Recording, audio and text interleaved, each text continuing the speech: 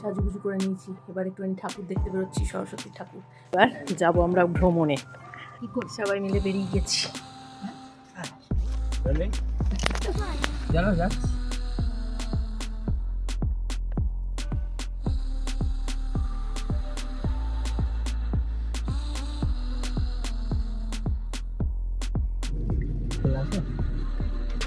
লন্ডনে এসেছি, বন্ধ হয়ে গেছে, আর ঢোকা যাবে না ভিতরে।